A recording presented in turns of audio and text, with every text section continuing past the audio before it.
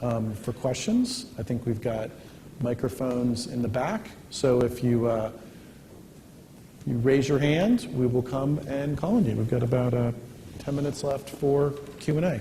Who wants to have the first question?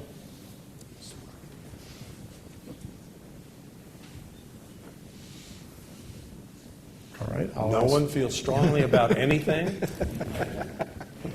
There we go.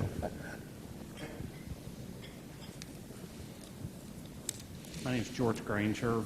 I'm a private citizen after 5 o'clock. My hero, one of my heroes, Mike Feinberg, his colleague from Houston, Chris Barbeck, have convinced me that poor kids aren't stupid. However, we've got very solid data that John and his colleagues talked about earlier today, which shows 8th graders that are low income and those that aren't. There's a 20 percentage point gap, and they're achieving a post-secondary certificate or degree. I think it's a major issue for the state. I'd like the panel to comment on it. Thank you. So let me provide a little more context. The research that George Granger at the Houston Endowment is talking about is private citizen after 5 o'clock, day job in philanthropy.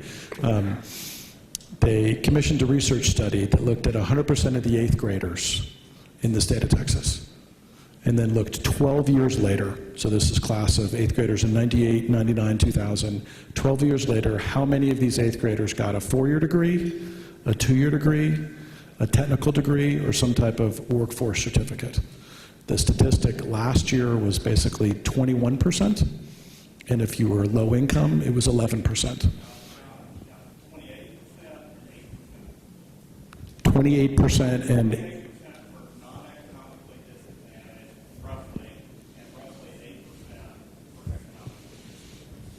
so George's question is, out of 100 kids starting, 3 out of 10 if you're middle class or affluent, less than 1 out of 10 if you're low income. Is this acceptable? What do you think we should be doing? Well, I would say the cake is baked by 8th grade. Okay, the die has already been cast by 8th grade, and that shouldn't surprise us when 1 out of 4 pre-K nursery schools in Dallas, I'm just giving you that, do anything for those kids. And the higher income kids come to kindergarten and they're reading already. The only way we're going to deal with that issue is not teach harder in high school, okay? It's going to be go back and start this thing at the very beginning. So early childhood. To me, it's early childhood, first, second, third. My aunt was telling me the story the other day, and she went to Frank Phillips and Borger, okay? And that, she had 5th grade, and the principal said, you got to pass these tests, these 5th graders. This is going to make or break our school, and if you don't do it, your job's on the line. And she's going, these are the kids that I've been teaching 1st and 2nd grade science and math to. We all have heard the story. And so if we're going to be continuum, we've really got to believe in that. I grew up in Borger. Partying with your aunt, one of the greatest experiences we had. Well, I was born in Borger. That's funny. The statistics don't exist in a vacuum. What do they tell us about those populations, particularly the ones that he talks about? And you have to analyze that. How many of those young people, and you'll find it very commonly, come from single-parent homes? And how many of those single-parent homes are people working more than one job? And so they don't have the option that some parents have to come home and do homework after dinner and say, no, you can't sit in front of the TV or the computer. We have a population that in very many cases, when we look at limited English proficiency, it takes a lot more time and attention to address that, and that population is growing. Quite frankly, I think Mayor Rawlings is exactly right. One of the things that amazes me about this 19th century education that we always thought in kindergarten, we're missing out on some of the years where children are their most impressionable from an intellectual point of view, and we're letting them get past those very, very useful years where we can create a socialization, if not a culture, of being in an educational system. And we can't do that without a lot more infrastructure, and it will cost some more money, but the earlier we get kids, the more likely we are for them to fully be integrated in the educational system, I think. All right, 2 votes for pre-K. Dave? Well, the only thing I'll say about it is that how many of you know of the publication? It's an annual study, actually, called Chance for Success, Quality Counts. This group in Washington collects all these figures and constructs these indexes. And what it does, it uses about, let's say, I think it's 14 different indices.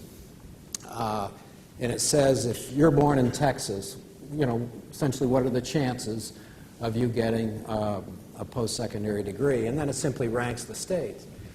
And I didn't do the statistics, but across the 50 states, there seems to be almost a perfect correlation between the first 3 indices and then the chance for success. Parental income, parental employment, and parental education. And it's almost perfect. So every year it comes out, we get calls at the board from reporters saying, well, geez, what does this say about, you know? And I said, well, it means that's the role for education, is to reverse this, is to make sure that the parents graduate and can get a good job and they go to college and so forth, so in time we can reverse this. And so that's why we're in education. I think we have time for one more question.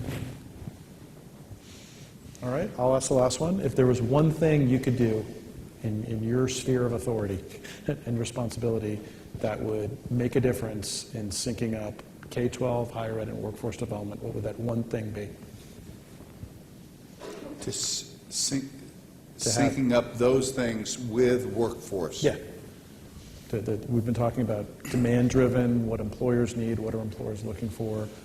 While they're thinking, I'll give my answer. Okay, good. All right, while they're thinking. And this, I think, is what you'd call a pivot. All right? The biggest thing this state can do is to stick with this accountability program. All right? Adjust the tests, whatever the popular will bear. Get down from, I still count 12 or whatever, to 8. Make sure everybody takes them. All right? And then lower the numbers of high-stakes tests down to 4 or 5. That would be right within the best practice. Fool around with the numbers of tests if you need to, all right? But make sure what tests remain, all schools give them, and they're used to do these simple metrics there.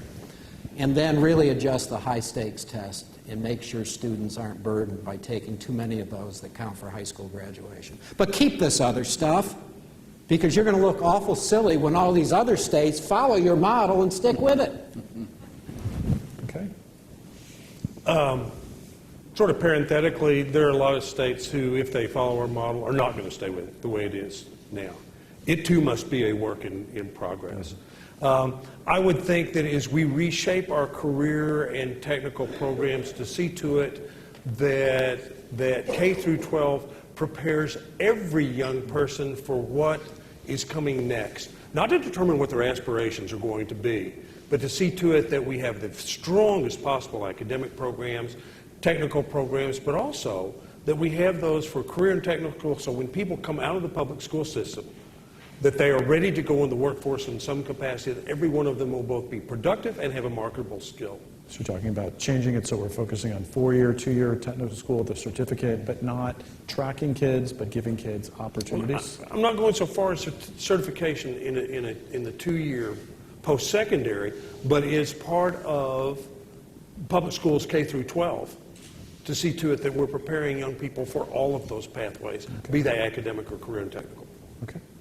Mayor Rawlings, you get the last word. The chairman of the Gallup Corporation wrote this book called The Coming Jobs War, which I thought was very interesting. It's a little book with big print. It's nice and easy to read. His thought is that we are not going to fight wars anymore over ideology. and even over religion. He says the real wars are going to be fought over goods and services. He who sells the most wins. And that the cities and the states that do that better than others are in a better position. Which matches up to this old notion, if you're not getting better faster than the other guy is getting better, then you're getting worse. I wish, mine is less of a policy but an attitude. I wish that our citizens would stand up like they've got a hot foot and say, my goodness, what we gotta do things. We gotta get action. And I like your thought. We can't be just zigzagging all over the place, but we've got to be pushing this forward. Secretary Duncan told me the other day that his greatest wish is that neighbors demand great schools from us. No one's demanding great schools from us. And because they're a lot like me, which is like, I got my kid out of school, thank you, I'm never going to worry about it again. But meanwhile, the weeds start growing up. And I wish we could get our citizens so engaged about this. All right. Well, that's a great hope to end on. George's former boss, Larry Faulkner, former president of UT Austin and president of Houston Dominant, said in education he thought it was really important to always balance the messages of urgency and hope, because if you have hope but no realism, you're going to fail. If you have urgency and no hope, you will just end up very depressed. So we will end on that. Please join me in thanking the panel.